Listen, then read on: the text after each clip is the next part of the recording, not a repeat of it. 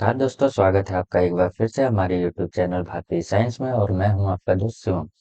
हमारी पिछली सीरीज जो चल रही थी कि कुंडली कैसे देखें, वो तो चलेगी ही। जैसा कि मैंने कहा था कि और भी सारे टॉपिक्स पे वीडियो आएगी, तो मैं हाजिर हूँ एक बार फिर से लेके आपके लिए नया टॉपिक, वास्तुशास्त्र। और इसमें हम एक टॉपिक सबसे मेन जो है वो लेके आए हैं कि वास्तु क्या होता है। इस वीडियो में हम सारा कुछ जानेंगे कि वास्तु क्या होता है, वास्तु पुरुष क्या होता है, वास्तु में दिशा और उपदिशा कौन कौन सी होती है, क्या क्या होती है, कैसे देखते हैं। उसके साथ साथ पांचों तत्व और उनकी दिशा किधर किधर होती है, ग्रह और उनकी दिशा क्या होती है, कौन कौन से ग्रह किधर होते हैं।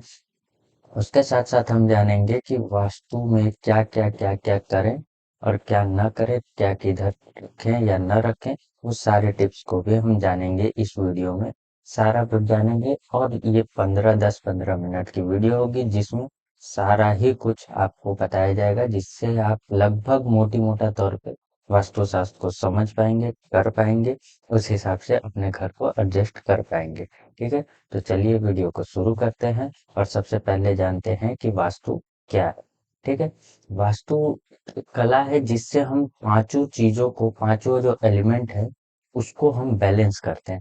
ठीक है, जैसे कि वायु, भूमि, आकाश, जल, अग्नि, ये हर घर में होती है, हर जगह ये होती है।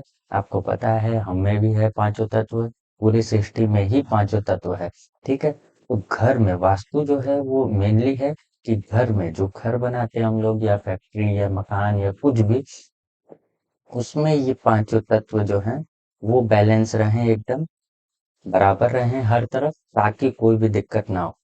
आपको पता ही होगा कि अगर हम लोग बैलेंस को बिगाड़ते हैं किसी भी तरीके से प्रकृति के, वो हमारे लिए दिक्कत का कारण बनता है। जैसे कि हम लोग गर्मी की चीजें ज्यादा यूज कर रहे हैं, एसी वगैरह, ये सारी चीजें, उसके साथ कार वगैरह, तो ग्लोबल वार्मिंग बढ़ रहा है, उसकी वजह से ग्लेशियर पिघल रहा है, उसकी वजह से वाटर लेवल बढ़ रहा है। ठीक है, हम लोग बाकी और चीजें करते हैं, उसकी वजह से क्लाइमेट चेंज हो रहा है, उसकी वजह से जब जब जरूरत होती है तब तब बारिश नहीं होती है, उसकी वजह से हमारा जो एग्रीकल्चर फील्ड है वो प्रभावित होता है, जिसकी वजह से हम लोग फिर उसमें आर्टिफिशियल जो है वो खाद डालते हैं। सारे जो खाद है वो आर्टिफिशियल डालते हैं, उसके वजह से जो हमारा खान पान है उसमें प्रभावित होता है, और उसकी वजह से हमारी जो एज है वो कम होती जा रही है, दिन पर दिन, दिन पर दिन जो एवरेज एज है वो कम होती जा रही है। तो बैलेंस को प्रकृति के अगर आप बिगाड़ेंगे तो कहीं ना कहीं भुगतान करना पड़ेगा। ये सीधी सी बात है। तो हम इसमें यही जानते हैं कि बैलेंस को कैसे मेंटेन करें, इस पांचों के पांचों तत्व का बैलेंस कैसे मेंटेन करें, वो भी अपने घर में। वही है वास्तुशास्त्र, कि कैसे और कहाँ ये तत्व होते हैं और कैसे उसको मेंटेन करके रखा जा सकता है, जिससे हमको कोई भी प्रॉब्लम फेस करने को ना मिले।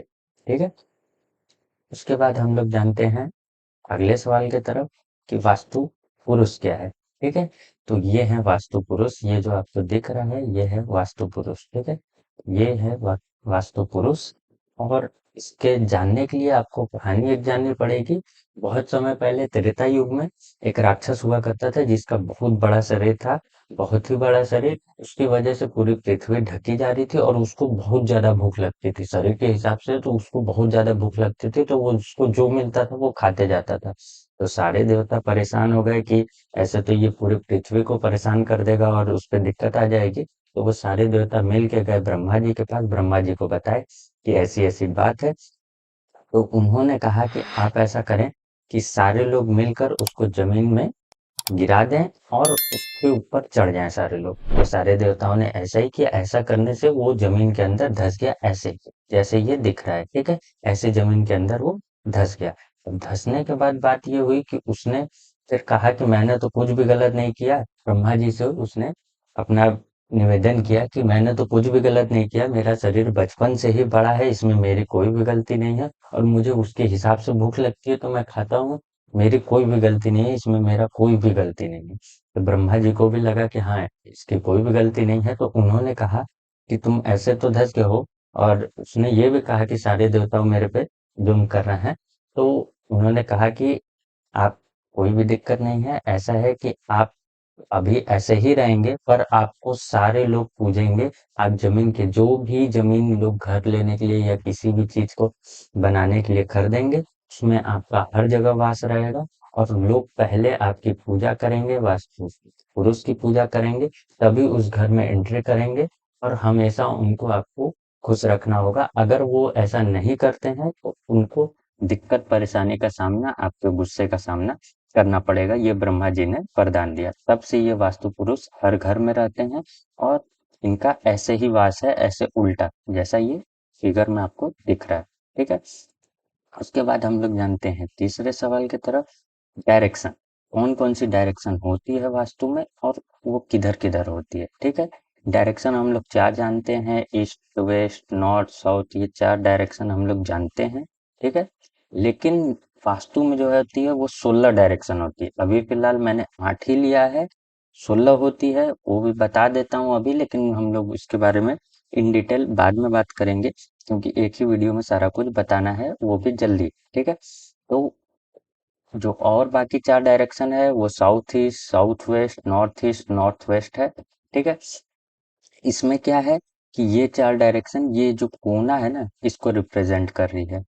नॉर्थ और वेस्ट का जो कोना है वो नॉर्थ वेस्ट, साउथ और वेस्ट का जो कोना है वो साउथ वेस्ट, साउथ और ईस्ट का कोना साउथ ईस्ट और नॉर्थ और ईस्ट का कोना नॉर्थ ईस्ट। ये इसको डिनोट कर रहा है। इसके साथ साथ 8 और डायरेक्शन होती है, जो इनके भी बीच की अगर डायरेक्शन लेंगे तो ये नॉर्थ नॉर्थ ईस्ट हो जाएगा। ये वाला जो डायरेक्शन होगा ये नॉर्थ नॉर्थ ईस्ट। ये डायरेक्शन अगर लेंगे तो ईस्ट और नॉर्थ ईस्ट हो जाएगा। ठीक है, ये वाला डायरेक्शन लेंगे तो ईस्ट और साउथ ईस्ट हो जाएगा। ऐसे करके 8 और डायरेक्शन होती है, उतना डिटेल में अभी नहीं जाएंगे हम लोग इस वीडियो में। ठीक है, तो बाकी डायरेक्शन आप जान गए, अब हिंदी में भी जान जाइए। इसको कहते हैं ईशान कोण, इसको कहते हैं वायव्य कोण, इसको कहते हैं नैऋत्य कोण और इसको कहते हैं आग्नेय कोण। ठीक है, ये आगे आपको लिखा हुआ भी मिल जाएगा अगर आपको स्क्रीनशॉट लेना है तो ये सारी दिशाएं होती हैं जो घर में हमारे किस किस तरफ होती है वो बता दिया। ठीक है, अगले सवाल की तरफ जाते हैं कि पांचों एलिमेंट किधर किधर होते हैं, किस किस दिशा में होते हैं। ये दोनों चीज इस स्लाइड में जो है आपको दिख रही है। ये देखिए, नॉर्थ वेस्ट और वायव्य कोण जो होता है उसके तरफ हमारा जो होता है ईयर होता है। ठीक है, एयर होता है उसके तरफ, और जो वाटर होता है वो होता है ईशान कोण के तरफ। ठीक है, जो अग्नि होता है वो होता है साउथ ईस्ट आग्नेय कोण की तरफ, और जो अर्थ एलिमेंट होता है वो होता है नैऋत्य कोण साउथ वेस्ट की तरफ। ठीक है, अभी इसमें जो बाकी मेन मेन, इसमें ज्यादा हम लोग जो है ना, ये सब जो डायरेक्शन होते हैं, सब डायरेक्शन उप दिशा जिसे कहते हैं, इसके ऊपर हम लोग काम करते हैं, डायरेक्शन के ऊपर नहीं, उप दिशा के ऊपर। क्योंकि इसमें सिर्फ एक एलिमेंट होता है। अगर इसको हम करेंगे ऐसे डिवाइड, ठीक है, अगर इसको डिवाइड कर देंगे हम इस तरीके से, ठीक है, 9 बराबर भागों में, तो इसमें जो है सिर्फ वाटर आया, इसमें जो है सिर्फ एयर आया। ठीक है, और इसमें जो है सिर्फ अर्थ आया और इसमें सिर्फ फायर आया। ठीक है, ये सारा कुछ इसमें सिर्फ एक ही एक आ रहा है। इसमें आप देखेंगे मिक्सचर आ रहा है, यहाँ पे यहाँ पे यहाँ पे और यहाँ पे, ईस्ट वेस्ट नॉर्थ साउथ चारों डायरेक्शन में जो है मिक्सचर आ रहा है दो का, इसलिए हम लोग जो है सब डायरेक्शन पे ज्यादा वर्क करते हैं इसमें।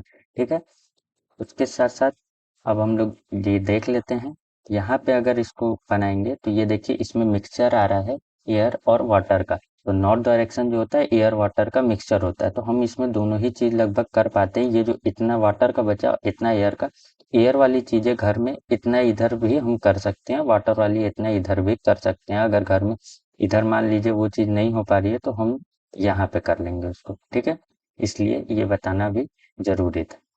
ठीक है, उसके बाद यहाँ पे होता है आपका बीच में स्पेस। ये स्पेस है आकाश तत्व, और इसको हमेशा खाली भी रखा जाता है। क्यों, वो आगे बताऊंगा, सारी चीजें आगे बताऊंगा। ठीक है, ये आप समझ गए कि तत्व और वो कहाँ कहाँ कहाँ कहाँ होते हैं। ठीक है, अब उसके बाद हम लोग जाते हैं ग्रह पे, कौन कौन से ग्रह का वास किधर किधर होता है। ठीक है, तो नॉर्थ वेस्ट जो होता है वायव्य कोण, वो चंद्रमा होते हैं वहां पे। नॉर्थ जो होता है वहां बुध का दिशा होता है। नॉर्थ ईस्ट जो होता है वो गुरु का दिशा। पूर्व दिशा होता है सूर्य का। पश्चिम होता है शनि का।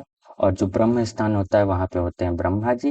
और साउथ वेस्ट जो नैऋत्य कोण होता है वहां पे होते हैं राहु केतु। और साउथ डायरेक्शन होता है मंगल का, और शुक्र का होता है आग्नेय कोण साउथ ईस्ट। ठीक है, ये देवता वहां पे विराजमान होते हैं।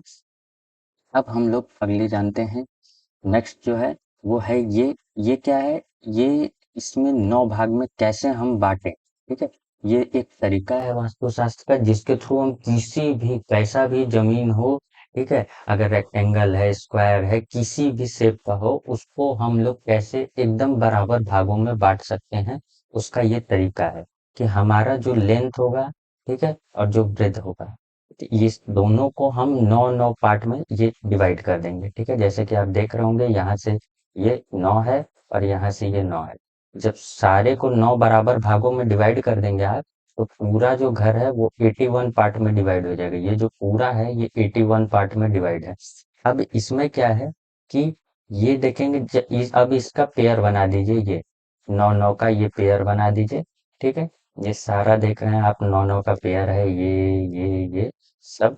ठीक है, इसमें क्या होगा कि यहाँ पे एक तत्व जो है वायु तत्व था, वायु आ जाएगा। मान लेते हैं हम यहाँ पे कि ये जो है ये डायरेक्शन ईस्ट है। ठीक है, तो ये वायव्य कोण हो जाएगा। वायव्य कोण ये पूरा ये वायु का जगह हो जाएगा। ये जो होगा ये नॉर्थ हो जाएगा। ये जो होगा ये आपका ईशान कोण हो जाएगा। ये आग्नेय कोण हो जाएगा और ये नैऋत्य कोण हो जाएगा। ठीक है, ये साउथ हो जाएगा, ये ईस्ट हो जाएगा और ये वेस्ट हो जाएगा। और ये आकाश तत्व के लिए ब्रह्म स्थान हो जाएगा। सारा एकदम आप देख रहे होंगे कि बराबर डिवाइड हो गया, एरिया के हिसाब से, तत्व के हिसाब से बराबर। कोई भी डिसबैलेंस नहीं है। इसीलिए ये रूल फॉलो किया जाता है कि आप लेंथ ब्रेथ को 9 into 9 में डिवाइड करें 81 पार्ट में और 9-9 का पेयर बना दें, जिससे आपका बराबर हो जाएगा। कोई फर्क नहीं पड़ता कि आपका जमीन लंबा है, छोटा है, लंबाई कम है, चौड़ाई ज्यादा है, चौड़ाई कम है, लंबाई ज्यादा है, उससे उसका भी फर्क पड़ता है, पर वो अलग पड़ता है। उसके लिए हम लोग अलग वीडियो में जानेंगे। ठीक है, उसके बाद आ जाते हैं हम लोग अगले सवाल की तरफ कि अगला सवाल क्या है। ठीक है,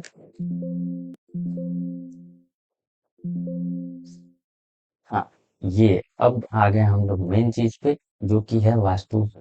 ठीक है, कि कौन सा चीज किधर करें और कौन सा चीज किधर ना करें। कोण वगैरह आपको बता ही दिया कि ईशान कोण, सबसे पहले ईशान कोण से ही शुरुआत करते हैं। ये जो होता है ये कोण देवताओं का वास होता है। सबसे नीचा इसी को रखा जाता है। नीचा मतलब अगर ऊंचाई ज्यादा करनी है आपको, आपको ऊंचा करना चाहिए। नैऋत्य कोण को सबसे ऊंचा रखना चाहिए। अगर मान लीजिए आपका एक फ्लोर का बिल्डिंग है, उसमें एक ही जो है रूम और बनाए, लेकिन वो अगर ऊपर बना रहे हैं तो उसको हमेशा नैऋत्य कोण की तरफ बनाए, ताकि वो ऊंचा हो जाए। घर का सबसे ऊंचा पार्ट जो है नैऋत्य कोण हो जाए और सबसे नीचा पार्ट जो है वो ईशान कोण रहना चाहिए। ठीक है, इसके साथ साथ इसको खाली रखते हैं। यहाँ पे कभी भी कोई भी भारी सामान, भारी चीजें नहीं रखी जाती है। क्यों? क्योंकि यहाँ पे वास्तु पुरुष का सर होता है और सर पे ज्यादा दबाव नहीं दिया जा सकता, वो सब सेंसिटिव पार्ट होता है। ठीक है, और यहाँ पे सबसे ज्यादा भारी रखा जाता है नैऋत्य कोण को, क्योंकि यहाँ पे उनका पैर होता है और इसको भारी रखेंगे तो सबसे ज्यादा अच्छा होता है। इसीलिए इसको ऊंचा और भारी बनाया जाता है। एक रूम अगर आप एक्स्ट्रा बना देंगे ऊपर, तो ये अपने आप ही ऊंचा और भारी हो जाएगा बाकी सारे पार्ट से।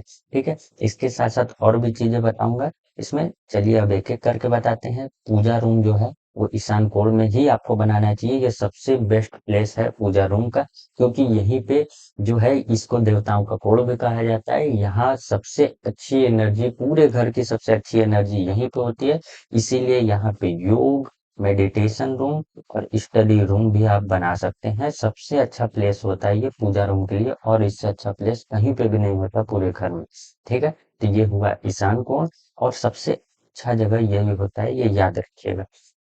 कुछ भी अच्छी चीजें, पूजा पाठ वगैरह, ये इधर ही की जाती हैं। ठीक है, उसके बाद हम लोग आ जाते हैं पूरब दिशा की ओर। पूरब दिशा जैसा आप जानते हैं सबसे सकारात्मक एनर्जी देता है हमको हमेशा।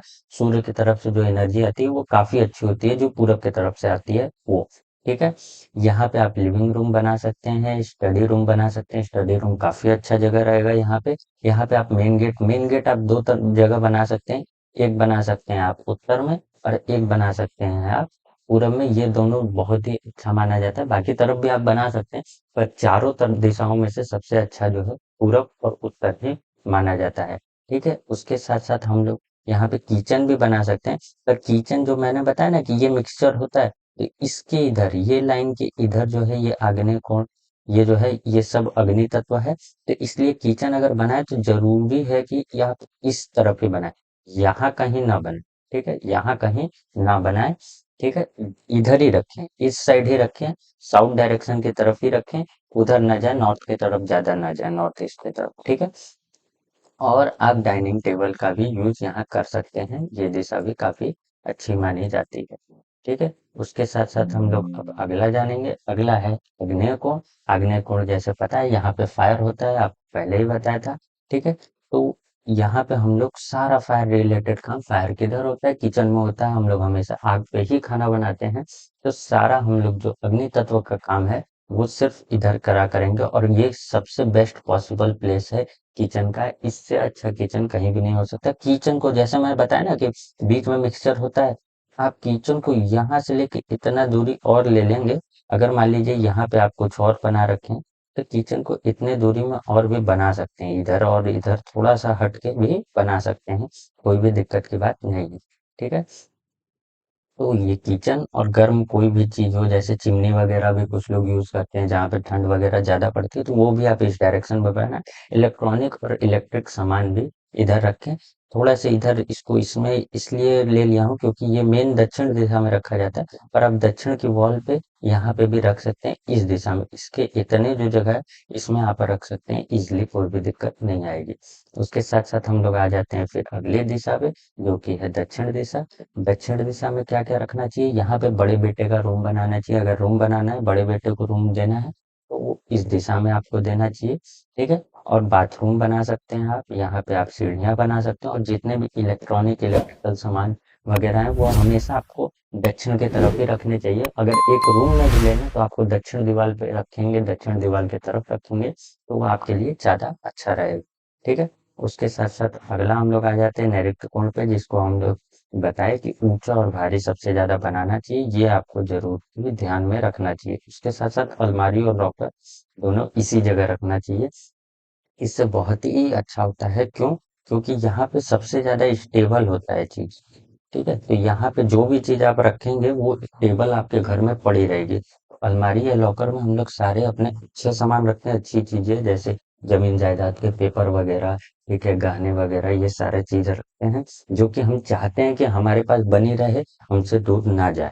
ऐसी कोई भी चीज जिसको आप चाहते हैं कि हमारे यहाँ बनी रहे, उसको इस जगह रखना चाहिए। और बीमारी से रिलेटेड चीजों को कभी भी इस जगह नहीं रखना चाहिए, वरना वो बीमारी भी आपके यहाँ टिक के रहने लगेगी, ठीक है। मुखिया का घर, घर का जो मुखिया होता है उसका रूम जरूर से यही बनाना चाहिए, और मेनली मुखिया के रूम में ही अलमारी लॉकर वगैरह होती है, जिसमें सारे जरूरी कागजात होते हैं। और यहाँ पे आप सीढ़ियाँ भी बना सकते हैं। सीढ़ियाँ ये तीनों जगह बेस्ट पॉसिबल प्लेस यही है कि इतने के अंदर में आप सीढ़ी बनाएं, ठीक है।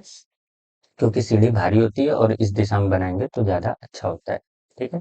उसके साथ साथ अब आ जाते हैं हम लोग नेक्स्ट पे। नेक्स्ट क्या है, पश्चिम दिशा। पश्चिम दिशा जो है शनि की दिशा होती है। यहाँ पे आप डाइनिंग टेबल, छोटे बेटे का रूम, ठीक है, स्टडी टेबल, स्टडी रूम, ये बना सकते हैं आप, ठीक है। स्टडी रूम बनाए तो कभी भी स्टडी करे ही तो पूर्व दिशा की तरफ करें, मुंह करके, वो ज्यादा अच्छा होता है। बाथरूम और सीढ़ियाँ, ये इतनी चीजें यहाँ पश्चिम दिशा में आप बना सकते हैं। ये सारी चीजें इधर सही रहेंगी, ठीक है। स्टडी रूम आप ज्यादा करके वहां पे भी आप बना सकते हैं पश्चिम में, पर बेस्ट पॉसिबल प्लेस जो है वो यही है, ईशान कोण की तरफ बनाए, या पूरब की तरफ बनाए, या उत्तर की तरफ बनाए, ये तीनों ज्यादा अच्छा रहेगा, ठीक है। उसके साथ साथ अब आ जाते हैं हम लोग वायव्य कोण पे। यहाँ पे वायु होता है, यहाँ पे कोई भी चीज रखेंगे तो वो टिक के कभी भी नहीं रहेगी, ठीक है। यहाँ पे इसलिए ऐसी चीज नहीं रखनी चाहिए, जैसे यहाँ पे मैंने बताया नैऋत्य कोण पे कि हमेशा इंपॉर्टेंट चीजें रखनी चाहिए जो टिक के रहना चाहिए। यहाँ पे आप ऐसी चीजें रखें जो टिक के ना रहे, जैसे बीमारी से रिलेटेड कागज वगैरह, ये सारी चीजें इधर रखें, दवाई वगैरह ये इधर रखें, वो टिक के कभी भी नहीं रहेगी। अच्छा, इसीलिए यहाँ पे गेस्ट रूम बनाया जाता है, क्योंकि गेस्ट वगैरह जो है वो कोई भी नहीं चाहता कि हाँ हमारे यहाँ आए और टिक के ही रह जाएं एकदम, तो वो जल्दी ही चले जाएंगे, इसलिए यहाँ पे गेस्ट रूम बनाया जाता है, ठीक है। उसके साथ साथ यहाँ पे बच्चों का रूम, क्योंकि बच्चे भी चंचल होते हैं, वो भी टिक के नहीं रहना चाहते, नहीं, तो इसलिए बेस्ट पॉसिबल प्लेस इन दोनों का, बच्चों के लिए और गेस्ट रूम के लिए, यही होता है। इसके साथ साथ हम लोग यहाँ पे बाथरूम भी बना सकते हैं। किचन के लिए सेकंड जो है वो बेस्ट प्लेस है ये, पर आप ज्यादातर प्रेफर जो दें वो आग्नेय कोण को ही दें, ठीक है। थोड़ा सा इधर उधर आप हट सकते हैं, जैसा कि मैंने पहले ही बताया। उसके साथ साथ यहाँ पे डाइनिंग टेबल का भी यूज कर सकते हैं। इसके बाद जानते हैं हम लोग ब्रह्म स्थान के बारे में। ब्रह्म स्थान क्या होता है वो बताया था, जो पूरा बीच का पार्ट होता है, बीच का पार्ट जो होता है वो ब्रह्म स्थान होता है। इसको हमेशा खुला और खाली बनाना चाहिए। खुला और खाली इसलिए ताकि सारे घर का जो पूरे घर का जो गर्मी वगैरह हो वो सारे चीजें अच्छे से निकले। इसके साथ साथ वेंटिलेशन भी, अगर इधर मान लीजिए कि आपका एक खिड़की है वो खुला है और ये पूरा ब्लॉक है, ये सब बंद है, तो उसमें हवा नहीं आएगी। पर अगर इधर दरवाजा है, ठीक है, और इसमें से यहाँ खुला हुआ है और बाकी सब जगह बंद है, तो ब्रह्म स्थान में ऊपर जो है वो खुला होगा और उसका रूम का सारा जो गैस है वो बाहर निकलेगा। इसके साथ साथ हवा को भी ट्रेवल करने का एक जगह मिल जाएगा। ये बीच में इसीलिए होता है कि हर जगह से जो हवा है वो ट्रेवल करके बाहर निकल जाए। इसलिए ब्रह्म स्थान का अपना ही अलग महत्व होता है। यहाँ पे मेनली लौ भी बनाई जाती है और खुला हुआ आपका ग्रिल जो होता है ऊपर छत में वो लगाया जाता है। तो ये थी सारी जानकारी पूरे वास्तु के बारे में। होप सो आपको अच्छा खासा नॉलेज हो गया होगा वास्तु के बारे में। इतना तो हो ही गया होगा कि आप अपने घर को एडजस्ट कर सकते हैं एकदम अच्छे से वास्तु के हिसाब से। हमारा वीडियो अच्छा लगा हो तो लाइक करें, शेयर करें, और कोई भी सुझाव चाहिए हो या कोई भी सजेशन आपको खुद देना हो तो उसके लिए कमेंट जरूर करें। मिलते हैं अगले वीडियो में, तब तक के लिए नमस्कार।